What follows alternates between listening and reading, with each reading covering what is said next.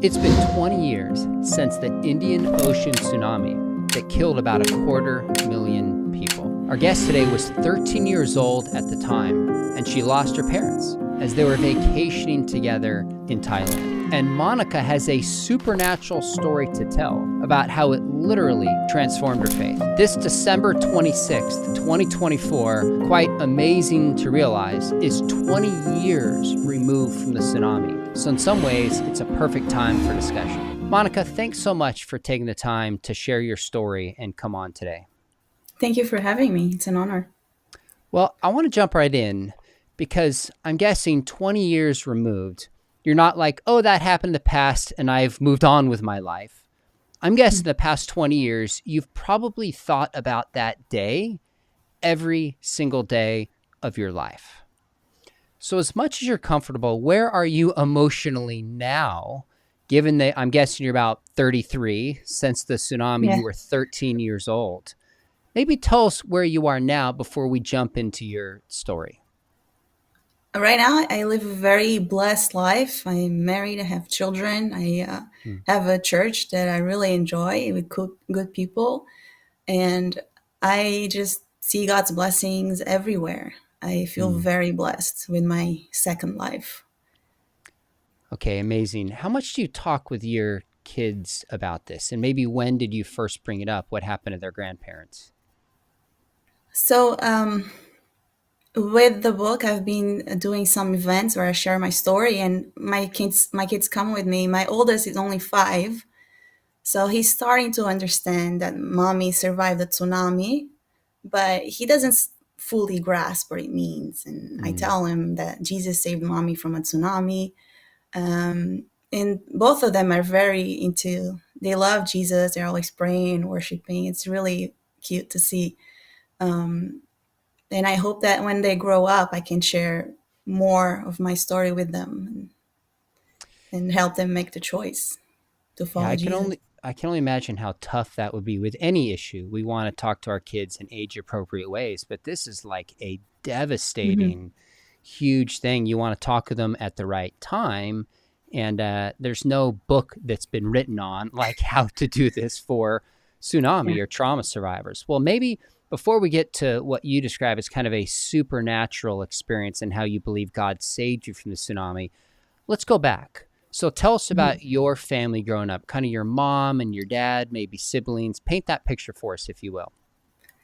So we are Portuguese, but we always lived abroad. And at the time of the tsunami, we were actually living in China.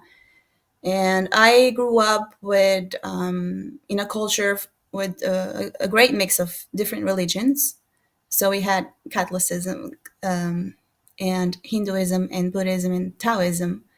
And my mother was New Age. Um, and my father, he had been raised Catholic and he hated the church, like with a passion. He hated it, and Jesus along with the church. So I was somewhat in the middle. Um, and I, looking back, I see that I had a healthy skepticism towards my mother's new age. But I also didn't agree with my father whenever he would talk about Jesus.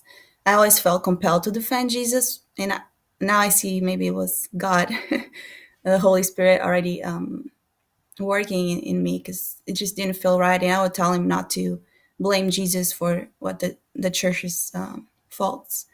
And then my mother, she would have visions and dreams, and many of them would come true. But I always what I wanted to believe in the God that she preached, this loving God that would guide her, but there's always something a little off, I suppose. Hmm. And now I understand again that God was perhaps protecting me, because now I do believe that maybe some of those dreams weren't from God and they were demonic, and visions she would Hmm. have. And I would tell her, for example, she would dream that my brother, I have an older brother, 8 years old. He wasn't in Thailand when the tsunami happened. He was actually studying in Australia. Mm. Um, so she had a dream that he would buy his first car would be white. So when it was time to buy him a car, she would only consider the white ones. And I pointed out, of course, it's going to be white because you're not even looking at anything else.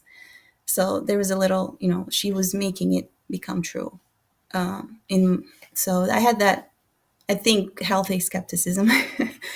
But I wanted to believe in God, and she did teach me to have a relationship with God, and I would talk with God, the God of the universe. I wasn't sure what category to put him in. But Jesus was completely out of the picture for me. I had gone to a Catholic church one time just to see how it was, and I really didn't like it. And I went home saying that my father was right all along. And so I just naturally fell into the idea that Jesus was just a very good teacher, like Gandhi or a Buddha. He was in the Buddhisms. Jesus is just another Buddha. So that's how I saw it. I never considered him any further. Yeah. So. So I think you somewhat hinted at this, but I was curious why your dad not only rejected Christianity, but was so strong Mhm. against it. Was it a bad experience he had? Was it hypocrisy? What caused him to be so charged against the church, as far as you could tell at 13 years old? From what I could tell, he just didn't have good experiences as a child Mm, because he was, as a child, he was forced to go to church and he didn't like it. I don't know if there's anything more. I'm sure as he grew up, he started okay. seeing some hypocrisy for sure, and that just drove him away. And so. So heading into this family vacation in 2004, you guys Mm. went to Thailand. You certainly were not a Christian, thought Jesus was just a good moral teacher, and Mhm. somewhere torn between your mom and your dad in terms of their worldview. Is that Yeah, fair? yeah. I started falling more into the idea of yin and yang, um, the balance of good and evil. That at the time made more sense for me at 13. How there's a dichotomy of everything. So that's what I believed in, and it was New Age because it wasn't pure Buddhism, it wasn't pure Hinduism, it wasn't pure anything. It was just pieces of all of them put together. And I see it as me just seeking truth and trying to have a relationship with God that I still didn't know. Hmm. Okay. Well, Yeah. let's step into that trip. Tell us about, obviously 2 decades ago, Yeah. who went on this trip, what you were expecting, like just family Mhm. vacation to Thailand to have a good time. Like, is there anything else that we should know about heading into this trip before we get to that fateful day? Well, we weren't even supposed to go to Thailand at first. It was all last minute. And then they did plan it, and my brother was supposed to meet us, but he tells, because he had a knee injury, he had a surgery, and he was in so much pain he didn't want to fly. And so he Mm, didn't come to meet us. And that was good. sure. As for us, we made it to Thailand. Our resort was far away from the beach because it was all last minute. So all of those right on the sand, they're all booked out.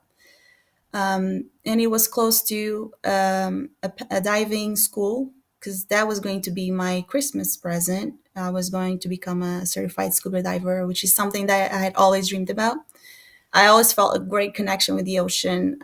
When I was 4, I used to call myself a mermaid. I just loved the ocean, like I loved it. So this course was my dream come true, and I finished it on the 25th. The next day, it's a tsunami. So on the 26th, we woke up late, so we lost all the transportation to the beach because we needed to take a shuttle a bus because again the resort was far away. And strangely, the employee at the desk, he didn't want to call us a taxi or anything. It was just very odd. That, but eventually he does. I suspect maybe my father gave him a little money, and we get to the beach. When we get there, I see no water. So I'm Mm. freshly new diver. All I want is get in the water, and there is no water. So I have a thought that let's just leave. But it was just so difficult to get there. I thought, no, I'm not going to say that. I'm not going to tell my parents I want to leave because we just got here. It took us a while. How ungrateful of me that would be.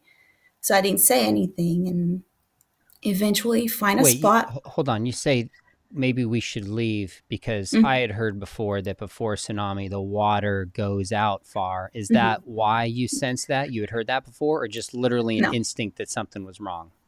yeah, I didn't know that at all. Okay. I just wanted to leave because there was no water, so there was no diving for me. It wasn't anything. Um, Okay. uh, Eventually, find a spot in front of this other resort, and there's a few teenagers running around, just covering their eyes, trying to look at the horizon, because the water is just really far back. It's just a thin line on the horizon, and that was strange. But we're not from there, so we don't know that it's not normal. And fish were everywhere, which should have been Mm. another sign that the water receded too fast. But still, we're just so ignorant. We didn't know, and a lot of people didn't know because we weren't the only ones at the beach. There were just a normal day, except there's no water. So there's nothing to do but walk. And my father and I start walking, and I we go on a little mission of saving the fish, started putting them in puddles and little streams, and that's it. And at some point, he gets hurt on his foot. He's bleeding. He heads Mm. back, and I continue on my own, just unconsciously, just moving forward towards the horizon. And then I just hear this horrifying scream, and it's my name being called out, and it's my mother screaming my name, and I've never heard a scream like that. It was just very odd. I look back and I run to her, and I realize that I was really far away, and I think, oh, that's why she's panicking because I'm so far away. Mm.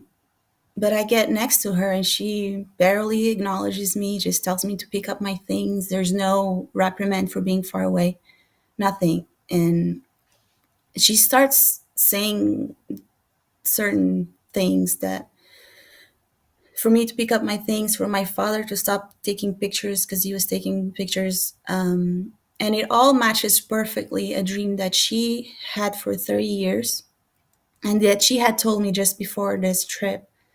God only knows why she told me, but she told me the dream, and she was saying the exact same things in Portuguese. And in that moment, I realized we were in her dream, and this dream was about a giant wave, as she would call it. And it always ended in the same way, where the wave caught up to her, and then there was just black, nothing else. And so I knew I was in her dream, and I needed to listen to what she was saying because she lived this many times over 30 years. So I just obeyed her.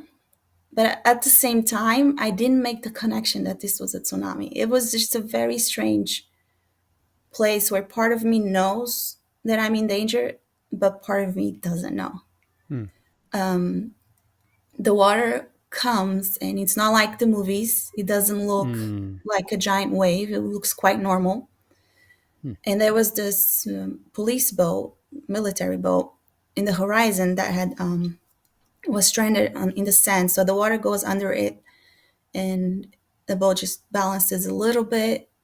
And because the boat is so big and the wave is big and it's all at a distance, it's all proportional, and it just looked like nothing.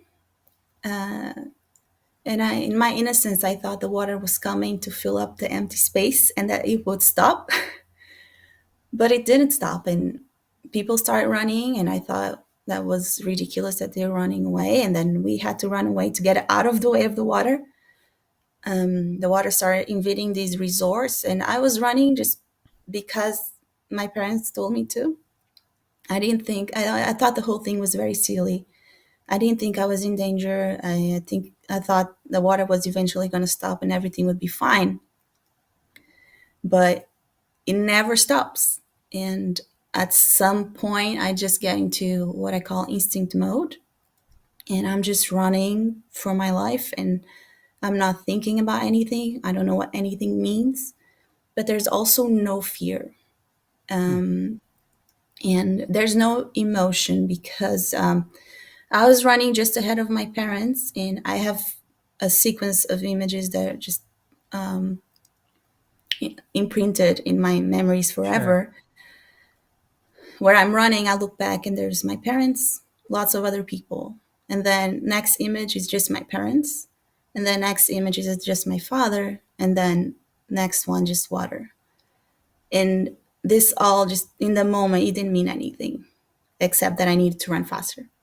So there was no emotion. There was no time to feel anything. It was just pure instinct. And I think that was good that it was like that. Hmm. Otherwise, I might have panicked and died. I managed to run and hide behind this facility building, very small. And there's a bunch of people already behind it. So I just squeeze into the edge, and the water starts surrounding it. At first, very slowly, and then it just gains a lot of strength. And because I'm at the edge of this house, the water drags me by my feet very forcefully. And a woman next to me, she extends her leg in last attempt of me just grabbing her, but Hmm. it was too late, and I'm swallowed in. And that's the first time I'm underwater. So yeah, uh, and again, no fear. Hmm. Instinct is to swim, and that's what I go to do. And I realize that I can't swim just normally because I'm surrounded by objects. They all feel like wood planks, branches. There's just so much stuff, and that was strange. There's so much stuff, and I can't just move my arms or legs. I'm gonna hit something, um, and I just feel like just another object in the water. Um, so of course the question is, what do I do? How do I swim? And this voice tells me to use the obstacles as a ladder, quite literally. And I ask it, well, how do I do that? And it brings up a memory. And I really do think this didn't come from me. And people have asked me for, how does a 13-year-old have this kind of discernment? And I don't think I did. I don't think it was mine, 'cause the thoughts were coming and I just obeyed. So the memory of how to use these objects was actually a memory of my father and I in an airplane, because he was a pilot and he loved giving me little lessons of physics. And I was also a good student in school and I loved physics. I had good grades. So in this memory, we are inside an airplane, we're sitting next to each other, and he has a cup of water on his little table, tray table. And he is explaining to me how we in the airplane and this glass of water were all traveling at the same speed, the speed of the airplane. And that's why the cup to us seems static, even though it's not. It's traveling at the same speed of the airplane. And because it's appears static, I can pick it up and move it to a different table, my table, and it will stay there. So I tried this on all these things surrounding me. I felt a plank and I pushed it and I felt and it stayed there where I put it at. And there was my answer. Okay, this is how I do it. This is how I use the obstacles as a ladder. So I was just literally climbing through the obstacles and I would pull them down because I could feel they're mostly wood. They would then fight to go back up and push me with them. Um, yeah, and that got me to the surface. I get at the surface, I take one breath, I'm pulled down very forcefully. Again, no fear, no panic, no frustration. Now I know what to do, I know how to swim. I get back to the surface. And again, the same thing happens. It happens many Hmm. times. I can only get a breath. And at first, I think, is someone under me pulling me? Um, and then I realize, oh no, it's physics again. It's just the water because I'm a heavier object. Heavier objects like travel down, not on the surface. So it took all my strength to keep myself at surface because I had to fight this force of nature. It just really took everything I had just to stay at surface and breathing. And I felt really strong in that moment. I was telling myself, as long as I'm breathing, I'm okay. My legs are strong. All those years of volleyball and swimming lessons, like I got this. I got this.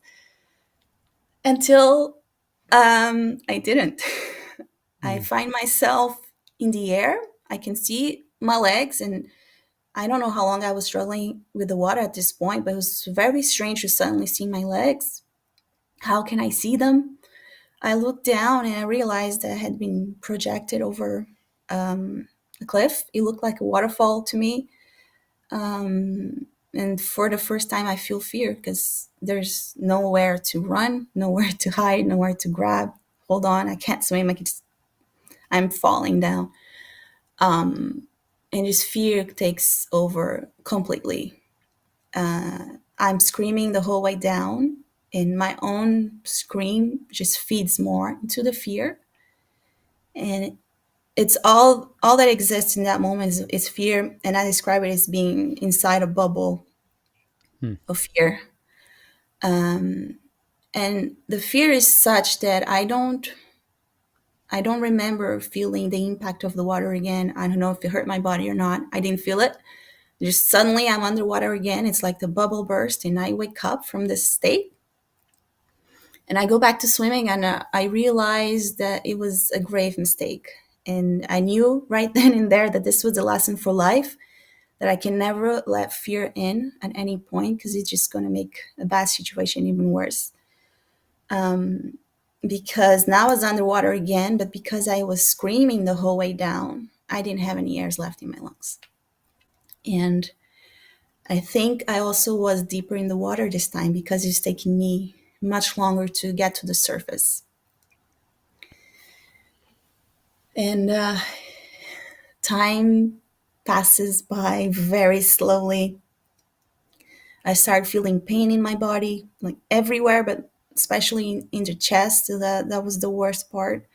And the image of a black hole came to mind, sucking my life. And the pain was just unbearable. So I tried to use little tricks that I knew and focus on the pains of my limbs because it was better, and focus on my muscles because I could feel every fiber of my muscles working for me. And I actually loved my body.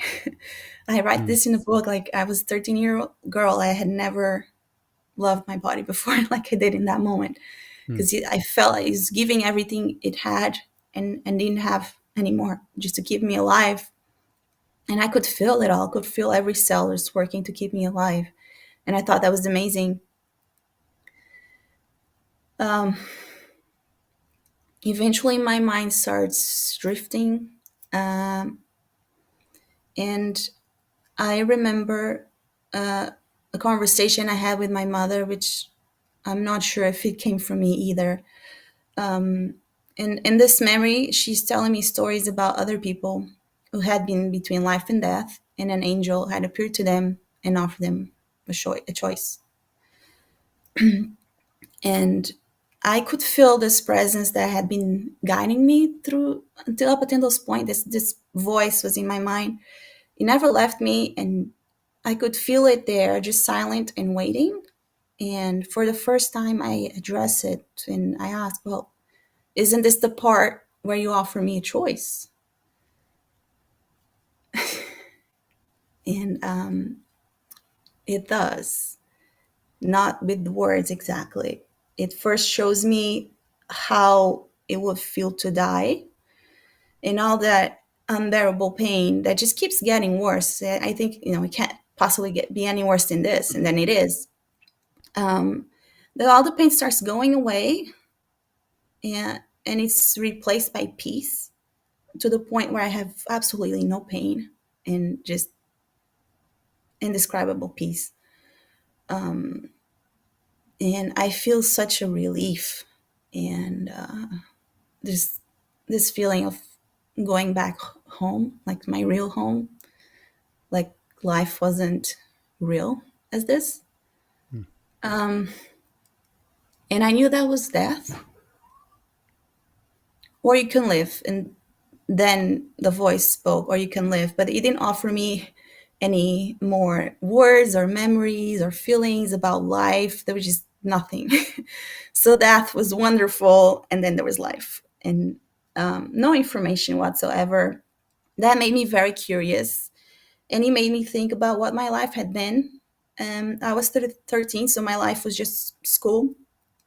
I didn't really accomplish anything.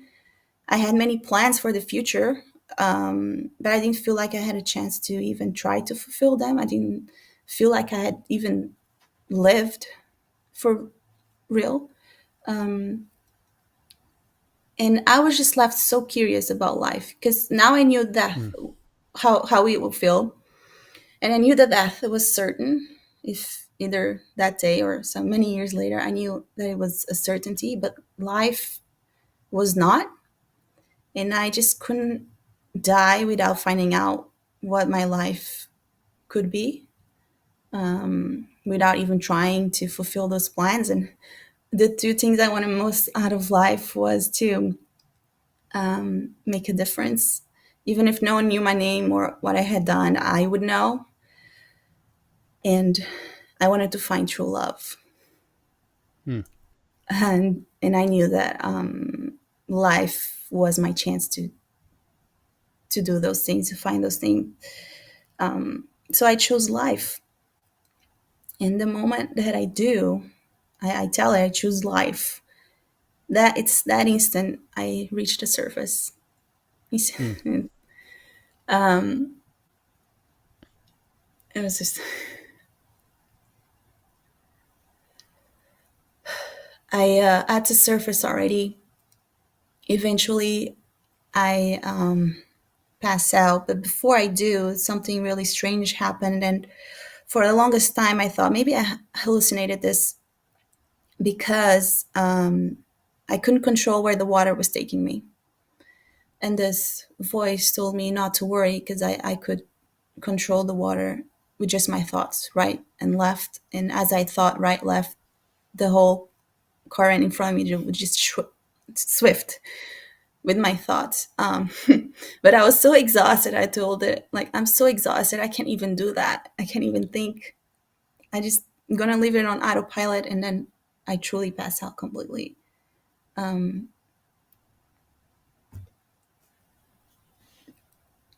then I don't know how much time passed, but this presence wakes me up, shakes me by my shoulders, and I feel as if there are two hands holding me at the surface so that I wouldn't sink. It's just holding me there. And it feels just like a human being would feel if they were holding you by Hmm. your shoulders, but there's no one there.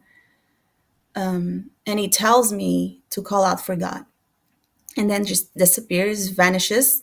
I feel really no lonely. I realize that this presence, it had always been with me, not just this day, but all of my life. It had always Hmm. been there. And I knew that because now it was gone. It was just this vacuum, like this nothingness. And um, so I felt completely alone. No, not only was no one around me, I looked around, there was no people. It was just in the middle of the ocean. Some trees started showing up. And now even spiritually, I feel alone.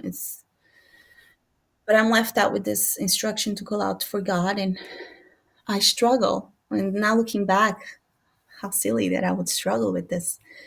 Um, but I do. I struggle because I was meant to call out for God out loud. It was no longer just something in my thoughts. I was to speak it out loud. And I also felt confused because I thought this presence was God all along.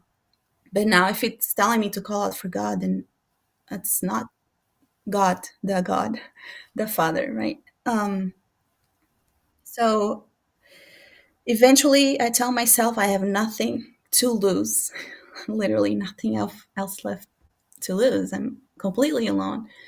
So I call out to God, and as I say, God, save me, I realize that I truly mean the words. Um, and there's something about spoken prayers. I just, I really felt those words, and before I could say anything else, and I didn't truly know what else to say. Um,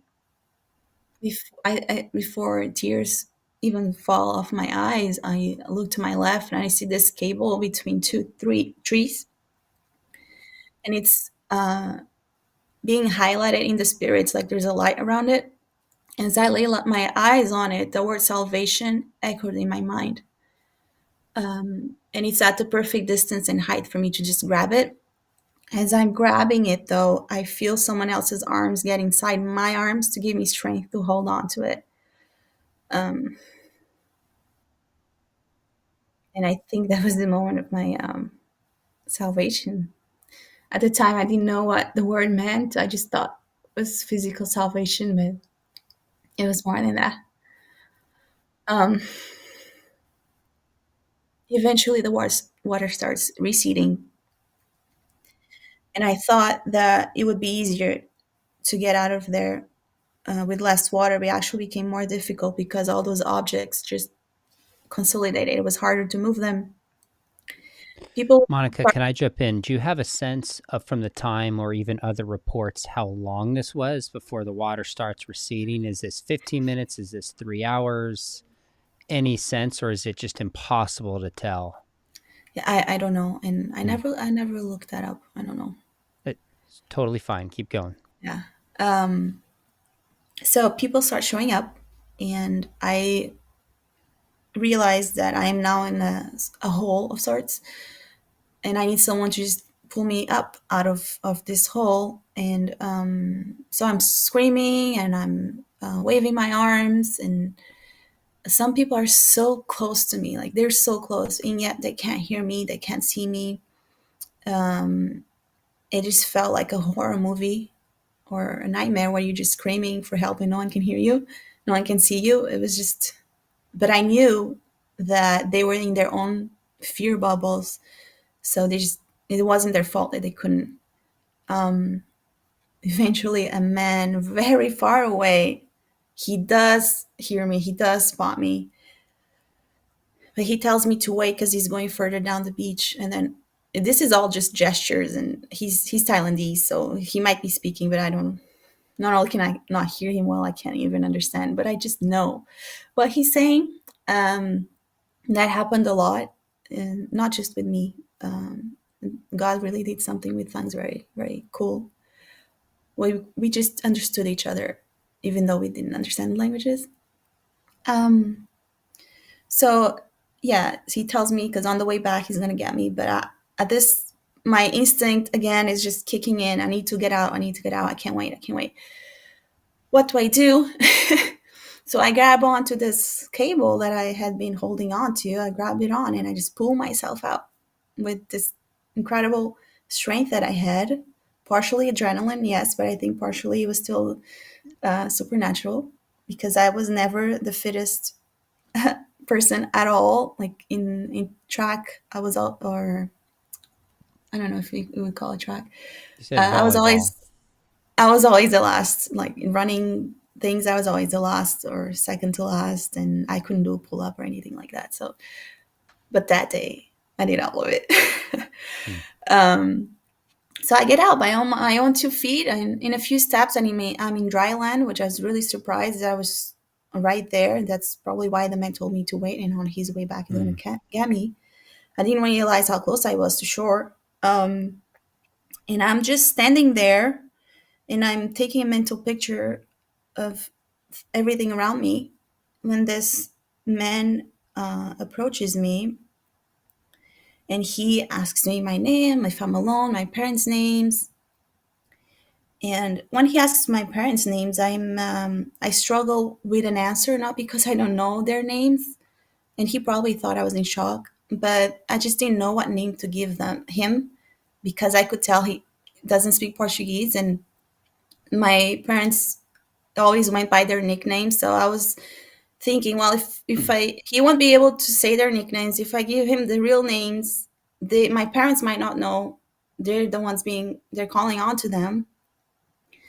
So I eventually go with the real names, because I think Maria and Jose are very common in the world. He can say that. Even he even struggles with those names.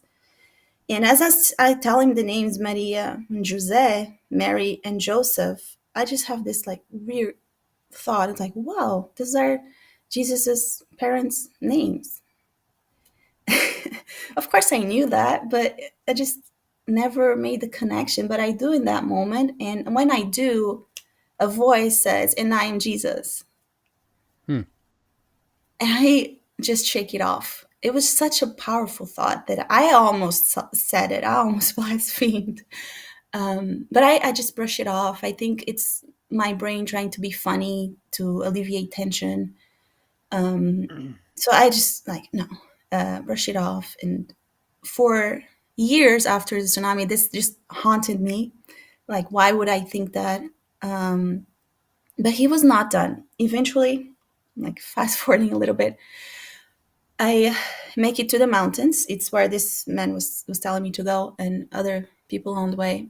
Um, I make it up the mountains, because that's what you're supposed to do. You're supposed to go to high ground, and there was the danger of another wave. Like another wave was coming. That's why the water was receding, because there was more coming. Um, so I am up this mountain. I go as high as I possibly can go in my exhausted state. Um, and when I finally settle down, right below me, I witness a father and daughter reunite. They find each Hmm. other, and it was just so beautiful. And just to witness that kind of love, I wanted to live for true love, and there it was. Um, and the father, his back was completely bloody, all scratched up from top to bottom. She seemed like she was okay. But witnessing this love, of course, I knew my parents loved me, but this was different, because for the first time, I felt it inside me too. Um, it was the love I felt for them as well. It's completely selfless. And never once did I think, what about my father? Where's my father? I wish it was me. There was no self at all. All that mattered was this father and daughter. They were like the center of the universe in that moment. It was just so important that they remained together. And I thought to myself, all the pain I went through, everything, it was all worth it to witness this moment. I would go through it again and even more. And then I thought I would take upon myself all the pain and suffering of the whole world if that's what it took for this father and daughter to be together. And then it hit me. Someone already did that. Jesus did that. And it wasn't just for one father and daughter, it was for all of us. And then just the feeling of that love inside me for the first time. Um, it it's what truly changed me. Like I said, I knew my parents loved me, but I always felt like I was looking from the outside in. Or the best way to describe is I felt like I was in this glass cube in a beautiful garden, and I could see the garden. I was in the garden, but I was just in this cube, and I couldn't fully experience it. I couldn't touch it, smell it, and like feel the breeze. But then this moment, this father and daughter, is like the glass just shattered, and now I felt everything. Um, and I would have given my life for them. And now, of course, I see how this father and daughter are the representation of God the Father, me, and then the sacrifice that Jesus made so that we can return to the Father. We can be reunited with Him. Um, yeah, that's the Monica, true love I this want is to. amazing. I got it. So you've talked about this thought of fear, and how fear, when you're screaming, takes the breath away, so you can't stay to the surface as much. You've talked about seeing this father and his daughter reunite, and you see this act of love that just captured you. Are you thinking these things in the moment? Or was it looking back, you're like, oh, wait a minute, this happened, and then your worldview formed? Or like at a 13-year-old, are you literally thinking these things Yeah. through the experience itself? Yes. That was the gospel. That's how Okay. God explained it to me, and of course that made me curious years later. And the Portugal is very Catholic, so I tried church a few times, and I just personally never felt it there until 13 years after the tsunami in a small town in Texas. I go to this church because my husband wants me to meet the pastor. He wants our wedding. And this man is just, he, when I met him, I just saw so much light around him. He was probably praying before service. There was just so much light and joy, the joy of the Lord. Like, he was truly the happiest man on earth.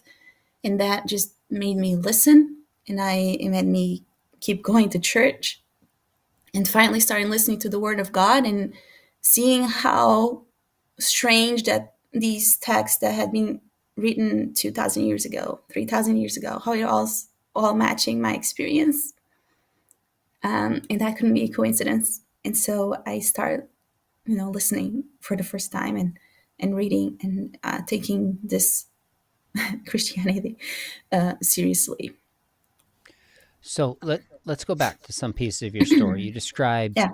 certain things that I want to know if you think they are in your mind, like subjective or objective in the world. So you talked about a voice hearing things, talked Yeah. about an angel potentially seeing things. You talked about arms potentially feeling things, giving you a certain level of strength. Do you think these were outside of your mind? And by asking if they're internal, I'm not saying they're not real. That's not my point. I'm saying, you think God was speaking to you like internally, or do you think there were Yeah. like angels objectively there and others would have heard that voice? What's your best sense of that, if you can even tell? Yeah. It was all in my mind. I mean, I Okay. was underwater and there was no one there. It was all in my mind. Okay. Yeah. Okay. That's fair. That makes sense. Um, all right. Which is why I thought maybe I imagined a lot of it. 'Cause, yeah. So thanks for entering into the story again. I can tell even talking about it brings back memories and affects you emotionally every time. I also realize, because you went through this and became a Christian, it doesn't make you like a theological or apologetics expert. That's not my point. But I'm No. sure you've had thoughts on a lot of the questions I want to ask you. So I just want your reflection upon this. Okay. So a lot of people would say one of the biggest objections people have to God, understandably, is just suffering and evil and pain. Yeah. And there's a difference, obviously, between like a murder where somebody's killed by a human being and something like this that's a natural disaster that Yeah. seemingly God could have stopped without anybody even knowing this and spared a ton of lives. So how do you make sense of that question? Well, I can't speak to other people's suffering. I can only speak to mine and my experience. And I relate to Romans 5:5 so much. And recently, and this is only recently that God even showed made me realize, I guess, because I had read the story before of a blind man that Jesus, one of the blind men that Jesus heals, and the disciples ask him if he or his parents had sinned because he was blind, and Jesus tells him no one sinned. This is just so that the glory of God may be shown. I'm paraphrasing, sorry. It's great. because I would ask myself why this had to happen. Why, like because he's God Almighty, couldn't he just taught me the same lessons without taking my parents away from me? Why did it have to be like this? It just and that's a little like Job in that aspect. So I don't know why things are happen the way they do. That's one of the mysteries of God that perhaps we'll never know. But in my experience with my suffering personally, and I can't even speak for my family, just personally, I do believe that it was all to, in the end, bring glory to God. Because now here I am speaking about how God saved me, how Jesus is real. Because I wasn't raised with Jesus, he was just the last thing on my mind, and it never made sense to me that he would come for me. It just didn't make sense. And the little that I knew of Jesus, it was nothing like this. He wasn't God. He wasn't so personal. Um, even God wasn't so personal. It was impersonal God. It just nothing made sense. He didn't fit into my previous beliefs, how I was raised. So it didn't make sense that I would imagine it. How can I imagine something that I don't know? And then it's matching these texts that were written thousands of years ago. And yeah, so my Yeah, that's it's it's all to bring him glory, and I do know that in the end it will all be worth it, because I did have a glimpse of that where I see this father and daughter, and all the things I went through is just so worth it. And it wasn't even for me; it was for someone else. It was just so worth it, and how much more when we do get to heaven. So for me, my suffering is that's the reason. that's fair. Yeah. What would you say to somebody who, obviously or presumably didn't survive a tsunami like you did, but maybe Hmm. lost family members to Mm. cancer, maybe in a Yeah. fire, some other either suffering or pain or Yeah. hurt? I'm sure you get asked this question all the time. What do you say to somebody else? Because this is the first time we've talked. You seem to have still just a joy in your life and not anger at God, and you've been Hmm. able to move on, although the pain of this is still obviously Hmm. Hmm. present in your life. What Yeah. encouragement or words would you share to somebody watching this, who obviously Mm. couldn't say, well, it's easy for you to say because you went through about as traumatic Yeah. of a experience as somebody can, and Hmm. yet people are hurting and they're broken and just saying, why God? So maybe just personalize it to the person who's watching this. Um, yeah. I mean, even after the tsunami, my life wasn't easy, and I was down a lot. I even questioned my choice to live. That maybe I should have just went home. But right now, I live a life. I mean, I have my children,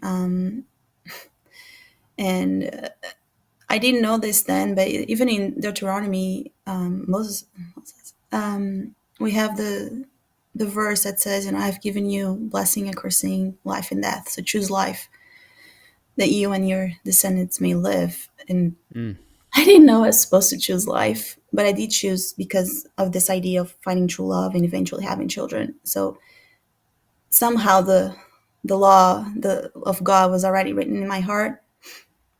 And it's really hard going through suffering, even when you believe that there's a higher reason, that there's a purpose, even when you do want to use it for the glory of God, it's still difficult. And I honestly, I don't know how people go through it without God. I don't think you can get through it without God, without something to just pull you up constantly every time you fall to your knees and you go down and you don't want to live anymore. I don't know how you keep choosing life without God. So what I would say with people going through their own suffering is just keep choosing life, Hmm. and keep surrendering to God, keep leaning on Him. You can't do this without Him. So talking about angels and supernatural beings giving you strength, I'm sure it went through your mind that if you share your story, a lot of people are going to think you're crazy. Now Yes. I know this is totally different, but I've done a lot of shows on my channel on near death experiences. And there's a whole lot of people who have really dramatic experiences and they're hesitant to tell others about it. And many really supernatural. And same with demonic type experiences that people have. People are gonna think Hmm. I'm crazy. I'm Yeah. sure that went through your mind. So why have Hmm. you chose to talk about your story and how do you address those kind of thoughts? I did think I hallucinated or imagined it. And then part of it was that my story was being told by other people, and they were missing a lot of the details, and it just felt wrong. It just felt like I need to tell it the right way. But I also need to tell the truth, the whole truth, and nothing but the truth, because otherwise it doesn't feel right. It just didn't feel right. I even like wrote a first draft of the book where I took God out because I was advised not to talk about that, just to keep it to myself. But it just felt so wrong. I just felt like lying. I felt Mm, like I was lying.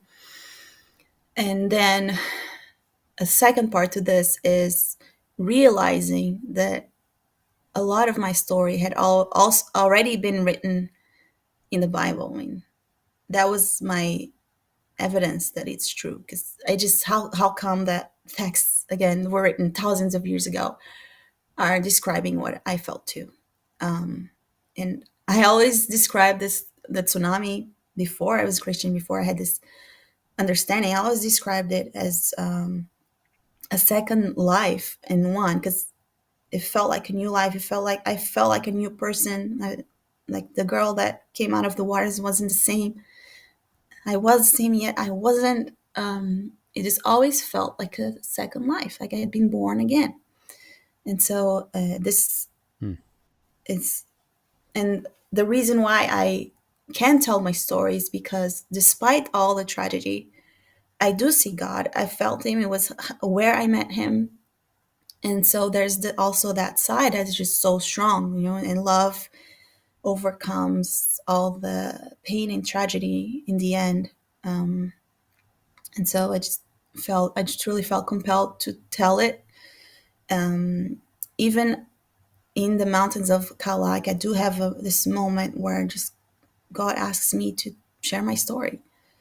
So that's where the idea of the book came. And I did have some things written, but again, it was just so full of doubt. In the mm, beginning, it took me almost 20 years to finally get it out. mm.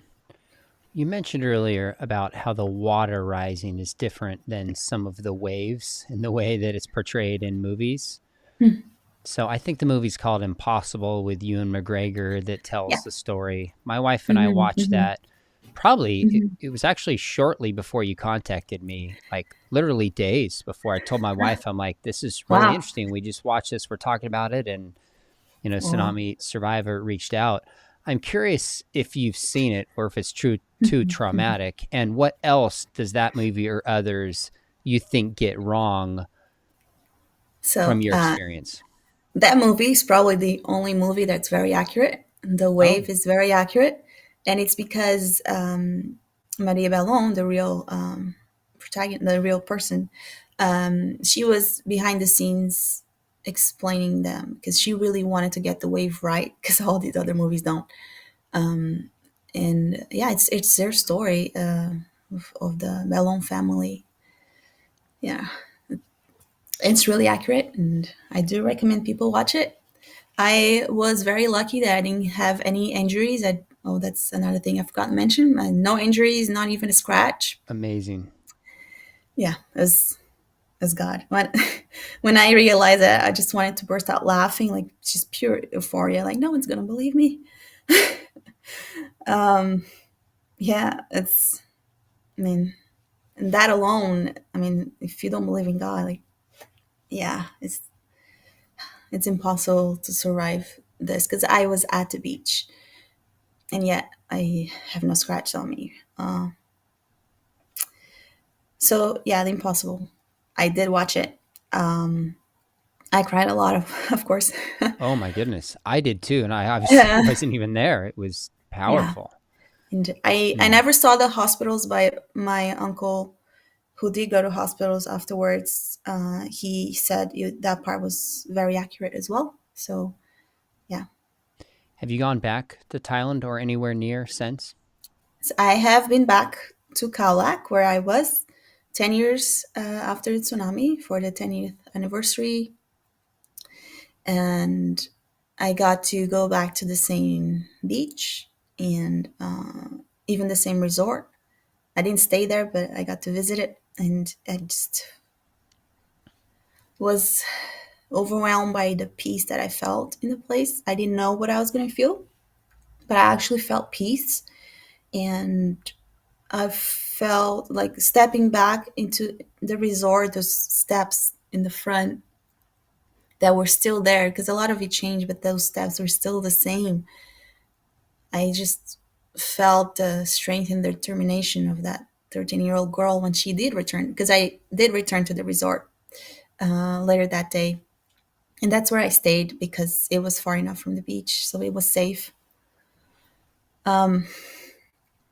And I just felt all the strength and determination again, which I did need it because my life after the tsunami wasn't necessarily easy. And so I needed a little bit of that. And I got it. And yes, going back to the beginning. So you went back on your 10th anniversary. Yeah. Presumably, you're not the only survivor who did that. Have you Mm. connected with other survivors? Are there support groups in person or online? And have you heard other stories similar to yours of kind of supernatural encounters? No, no. Hmm.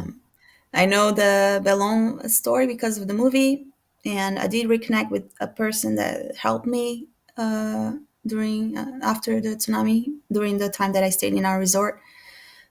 She stayed with me, and she would go to hospitals looking for people. So yeah, so I did reconnect with her, but I don't know anyone else. Hmm. Help me understand that. I feel like, and maybe I'm just completely ignorant, that if I had gone through Mm-hmm. that, I'd want to connect with others, hear their experience, talk, Mm-hmm. and like there's certain people that have had life experiences that as much as I can try to understand and watch that movie and listen to you, I don't get it. I haven't been there. I'm just doing my best. I would Mm-hmm. think that I would want to hear that. Are like, what am I missing? And why haven't you reached out to connect with more? Is it just you're not interested and you've moved on and want to tell your story? It's I don't know. I never even thought about finding others, and I don't know Hmm. why. I just Okay. don't know why. Just, I don't know. It Okay. would be interesting to know if they also find Christ or not. That would be interesting.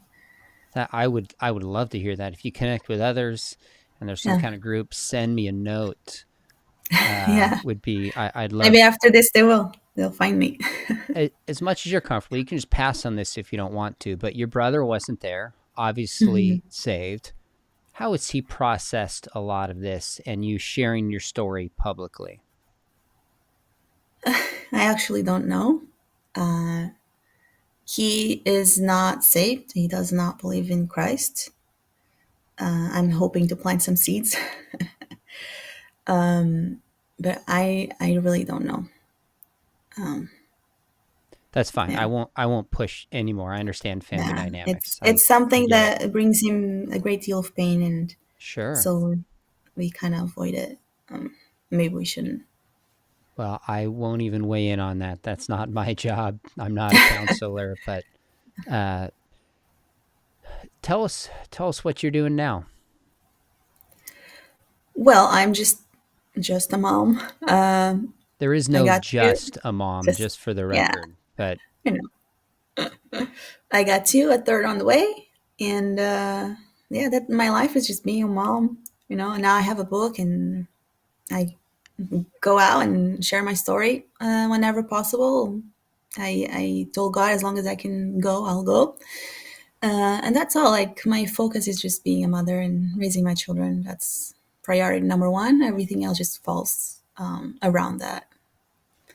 hmm. So Well, so last question. I have a policy when people ask me to endorse books. I just won't do it unless I read the whole book. And on my Mhm. channel, I try to really give people honest feedback, what I think about books. I mentioned when we were warming up, because of just some family dynamics and things are completely fine, I was not able to read your book. So I Yeah, it's okay. apologize for that. I heard some of your interviews online. I really wanted to unpack your story, but maybe just tell us a little bit about it. It looks like it's your memoir telling your story, but maybe Yeah. just tell us a little bit about that and what you hope to accomplish with it. So the book starts with the tsunami, and a lot of that part I wrote like when I was still 15, 16, like fresh, because Wow.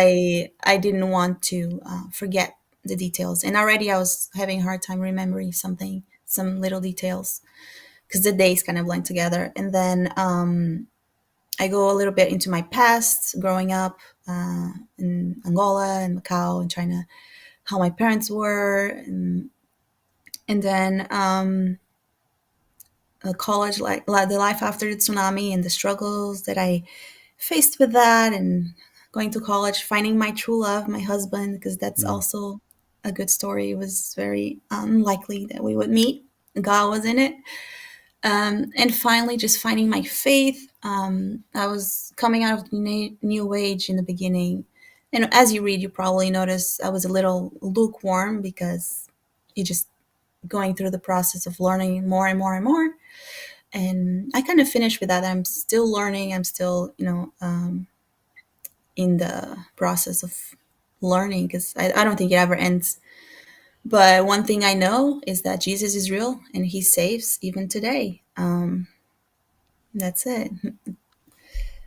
Well, amen That's to that. yeah. You've given us a gift today by just sharing your story and opening up. I can tell 20 years later that are you can still tap into some of those emotions, and some of those images feel like yesterday to you. Yeah. And so revisiting it, I can only imagine how difficult and challenging that is. So thanks for giving me the gift of entering your story and sharing your experience.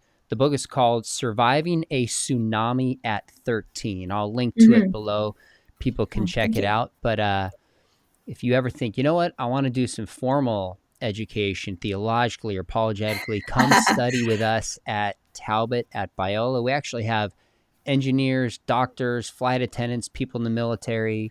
We have a number of stay at home moms who are busy, Mhm. obviously doing Yeah. really important work, but are like, I'm just going to do a class now and Yeah. then to get some Yeah. formal training. So that's my plug for those of you watching. We'd love to have you come Yeah. on and learn how to My defend your husband's faith. actually looking into it. Yeah. Oh, no way. I did not know Yeah. that. Well, have him Yes. shoot me an email and I'd be happy to talk with him about it. That'd be All wonderful right. Yeah. I'll tell him. to have him come. That would be exciting. Well, I can't thank you enough for coming on. Those of you watching, make sure you hit subscribe and share this with somebody.